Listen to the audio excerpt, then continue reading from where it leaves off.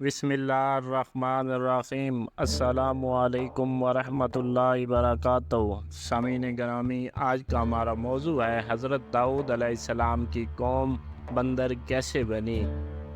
حضرت داؤد علیہ السلام کی قوم کے 70,000 آدمی عقبہ کے پاس سمندر کے کنارے ایلیا نامی گاؤں میں رہتے تھے، اور یہ لوگ بڑی فراخی اور خوشحالی کی زندگی بسر کرتے تھے۔ اللہ تعالیٰ نے ان لوگوں کا اس طرح امتحان لیا کہ ہفتے کے دن مچھلی کا شکار ان لوگوں پر حرام فرما دیا، اور ہفتے کے باقی دنوں میں شکار حلال فرما دیا، مگر اس طرح ان لوگوں کو آزمائش میں مبتلا فرما دیا کہ ہفتے کے دن بے شمار مچھلیاں آتی تھیں اور دوسرے دنوں میں نہیں آتی تھیں۔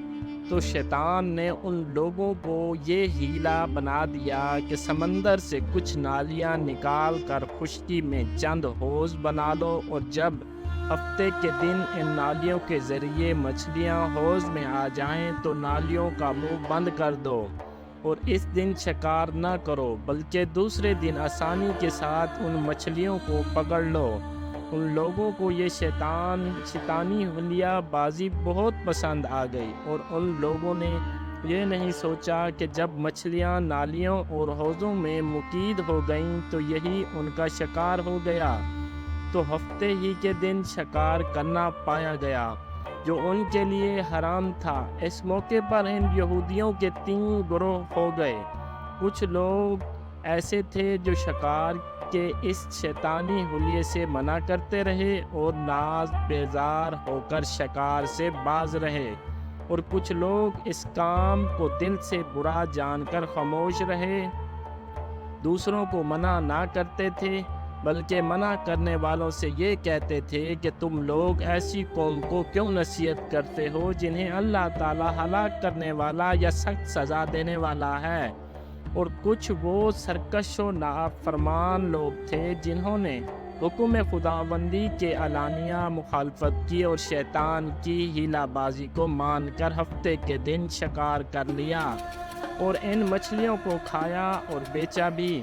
جب نافرمانوں نے منع کرنے کے باوجود شکار کر لیا تو منع کرنے والی جماعت نے کہا، اب ہم ان معصیت کاروں سے کوئی میل ملاپ نہ رکھیں گے۔ چنانچہ ان لوگوں نے گاؤں کو تقسیم کر کے درمیان میں ایک دیوار بنا ڈالی اور آمد و رفت کا ایک الگ دروازہ بھی بنا لیا۔ حضرت داؤد علیہ السلام نے غضبناک ہو کر شکار کرنے والوں پر لعنت فرما دی۔ اس کا اثر یہ ہوا کہ ایک دن خطا کاروں میں سے کوئی باہر نہیں نکلا، تو انہیں دیکھنے کے لیے کچھ لوگ دیوار پر چڑھ گئے تو کیا دیکھا کہ وہ سب بندروں کی صورت میں مسخ ہو گئے ہیں۔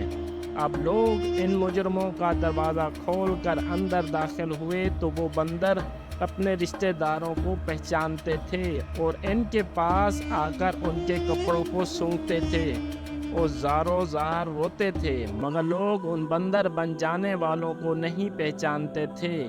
ان بندر بن جانے والوں کی تعداد 12,000 تھی۔ یہ سب 3 دن تک زندہ رہے اور اس درمیان میں کچھ بھی کھا پی نہ سکے، بلکہ یوں ہی بھوک پیاس سے سب کے سب ہلاک ہو گئے۔ شکار سے منع کرنے والا گروہ ہلاکت سے سلامت رہا، اور صحیح قول یہ ہے کہ دل سے برا جان کر خاموش رہنے والوں کو بھی اللہ تعالیٰ نے ہلاکت سے بچا لیا۔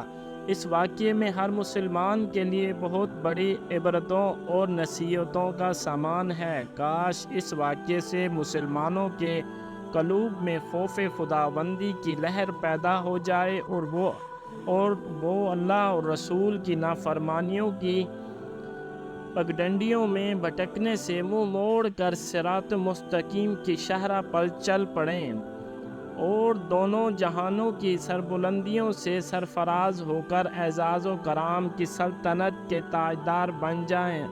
اللہ تعالیٰ سے دعا ہے کہ مجھے اور آپ کو نیک اور صحیح عمل کرنے کی توفیق عطا فرمائے۔ آمین ثم آمین۔